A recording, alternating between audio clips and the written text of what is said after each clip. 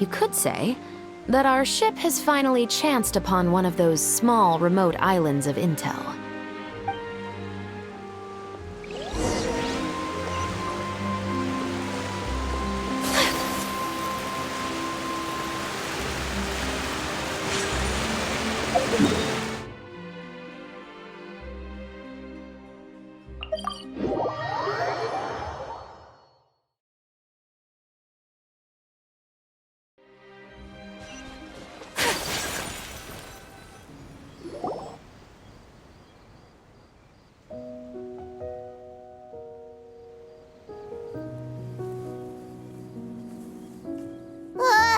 Paimon's exhausted. Paimon definitely didn't expect having to float this far after a full day of filming. So, Chevreuse, why did you take us here? Affirmative. It wasn't anything conclusive, but it should show us a clear way forward. Have you ever heard of someone by the name of Emily? Oh, you mean that famous perfumer? She's a good friend of mine. She's lent me her aid several times in the past to resolve some difficult cases. After I discovered the rainbow rose at the scene of the murder, I sent it to her. After all, she's probably the foremost expert on flowers and scents in all of Fontaine. And then? There was nothing remarkable about the flower or the trace amounts of soil left on it. But according to Emily, the rainbow rose left by the killer was derived from a very rare cultivar. Huh. Paimon didn't know that there were different varieties of rainbow rose. Paimon just thought they grew everywhere in the wild. Flowers that are deliberately cultivated will always show some different features from those that bloom in the wild. We already knew that the rose left at the scene belonged to a special cultivar, but with Emily's expertise, we were able to pinpoint the place where it was first picked from. Oh, Paimon gets it now. So whoever first planted that rainbow rose was probably the killer. Precisely. And after we checked what we learned against some sales records from the past, we discovered that there's only one person in all of Fontaine who could grow and sell this specific cultivar. Really? And who is it? It's the novelist. But didn't you say he had an alibi? To be clear, I haven't changed my mind about him. I still don't think he was the one who pulled the trigger. However, that doesn't mean the true culprit never visited him at his home or never purchased a rainbow rose from his garden. Whatever the case, we will have to confirm a number of things with him. So you mean the next place we need to go is... Yes, we're going to pay him a visit at his home.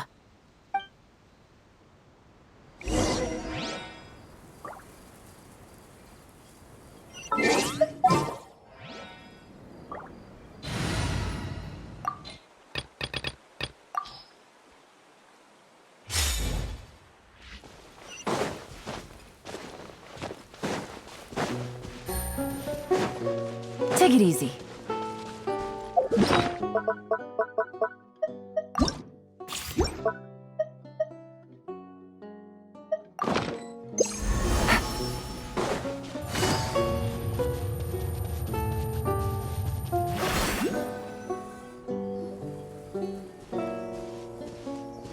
That should be his house.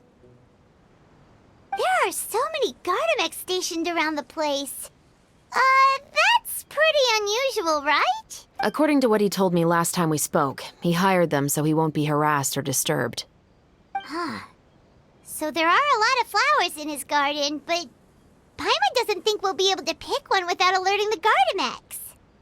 Right, which is exactly why I think there has to be a special connection between him and the killer.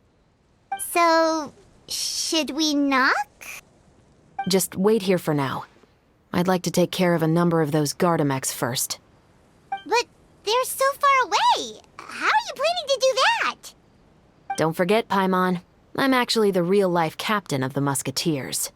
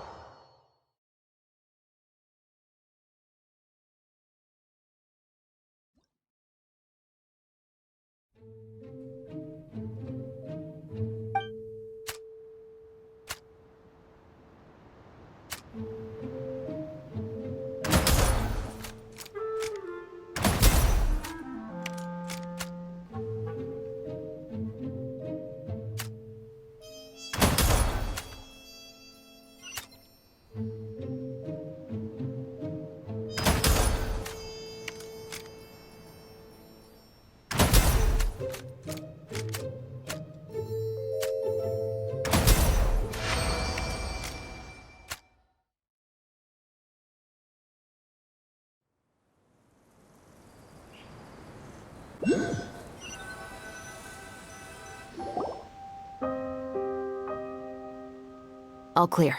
Let's go. Wait!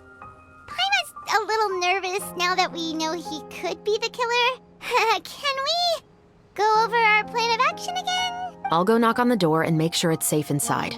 Once we're sure that we're in the clear, I'll ask him to come with us for a quick round of questioning at the guard's headquarters. But can't we just arrest him? We still have no evidence that he's the killer, or that he lent the killer any direct aid. Still, it would be appreciated if you could pick a rainbow rose from his garden for me while I'm talking to him. It'll help the Marechaussee Phantom confirm Emily's theory. Sure, no problem.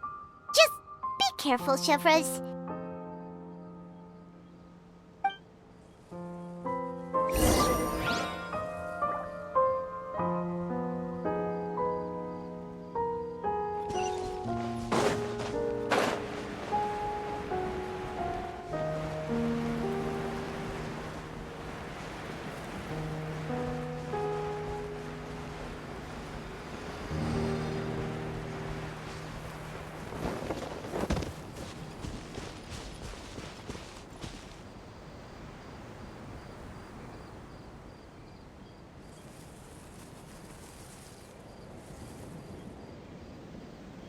Excuse me, Mr. Baptiste, are you home?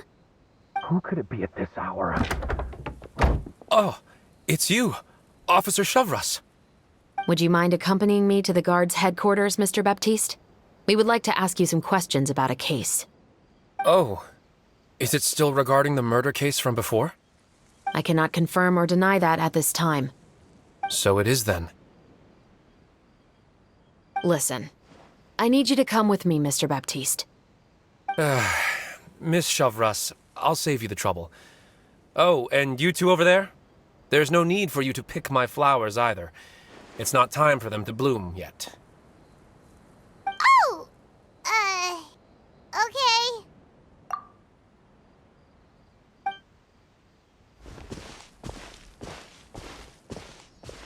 By saving me the trouble, you mean... I will confess, I was the killer. Huh? He just admitted he's guilty! Please relax, everyone. I'm not armed. The musket you're looking for has been buried in my backyard. Then it's my responsibility to inform you, Mr. Baptiste, that everything you say right now will be used as evidence for the inevitable trial. Yes, I am perfectly aware of that. I must say, I hate this feeling. Oh? Is it because I confessed? Or because you've been proven wrong? Both, I suppose.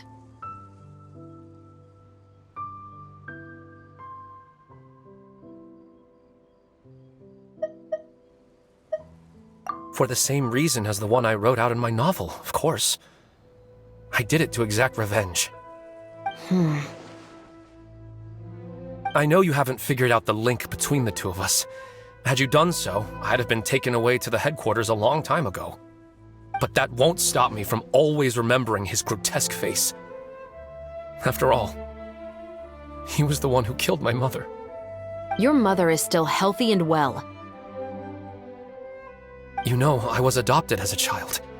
I was referring to my birth mother. That was never recorded in the orphanage's records. Please forgive a 6-year-old child for concocting some lies to protect himself after watching his mother die right in front of him. So, your novel, it was like a record of your life? No, of course not. It was a work of fiction with many embellished parts. But I am indeed the illegitimate son of a wealthy and influential man who abused his power to murder my mother. That part was 100% real. But the man you killed didn't have a Mora to his name. He was a hired assassin, an irredeemable beast who sank his fangs into a defenseless woman just for a few bags of Mora. But if that's really the truth, you wouldn't be telling us any of this now. You still haven't managed to take revenge against your father, the true mastermind behind it all. I never thought I'd hear that kind of thing from the captain of the Special Security and Surveillance Patrol. I'm simply skeptical about your motives. It's simple, really. I've grown tired of everything and don't want to shoulder this burden anymore. You may have considered me too soft to pull the trigger. Well, as it turns out, you are exactly right. I've become overwhelmed by the aftermath of the murder. So you're going to call a stop to your revenge, just like that? The true mastermind is too rich and too powerful for me. I've accepted that I will never be able to avenge my mother alone. And so what? The characters in your book never gave up. Now, Officer Shavras, I'm the one who has killed a man, aren't I? Are you trying to convince me to commit another crime? What's your father's name? How do you plan to prove the veracity of all of your claims? Well, I'd like to speak with you privately. Sure. Why don't we speak privately at the guard's headquarters? No, it has to be here. I must ensure that we won't be overheard. Fine. Let's talk here. When I said won't be overheard, I meant by anyone. I would like to speak with you and you alone.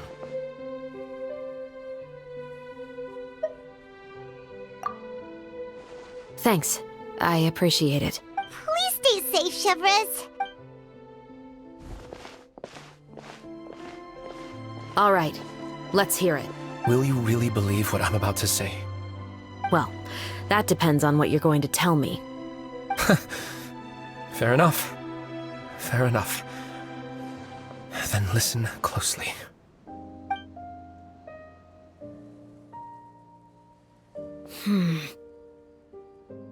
So that's how it's all connected. So, it seems you believe me after all. Do you want me to go public with this?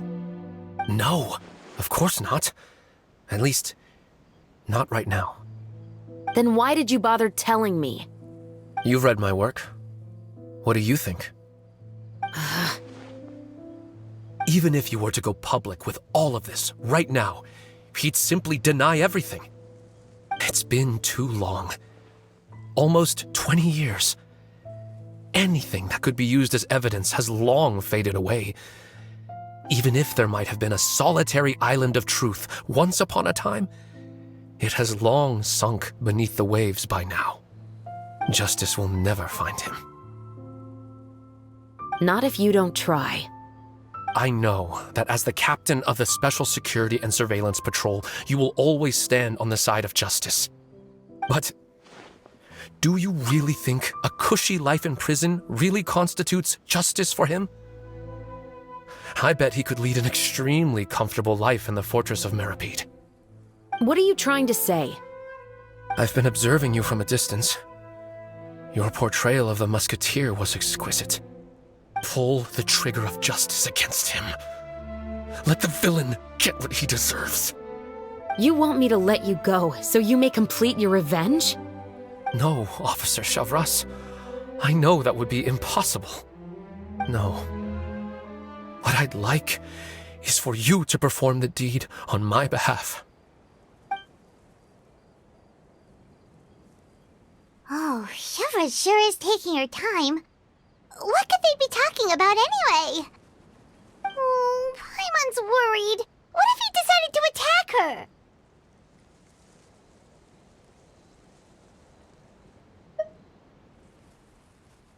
Oh, you do have a point. Still, do you have any idea who the rich person might be? And why the novelist doesn't want us to hear what he's saying to Chevres? Sorry to keep you waiting, you two. Hey, how did your talk go? I've already sent someone to escort Baptiste back to the headquarters for questioning. He wasn't lying about the musket. It was indeed buried in his backyard. But what about the name? Did he tell you the name of the rich guy? Yes, he did. But for now, I have to return to the Special Patrol. There are still a few loose ends I need to tie up.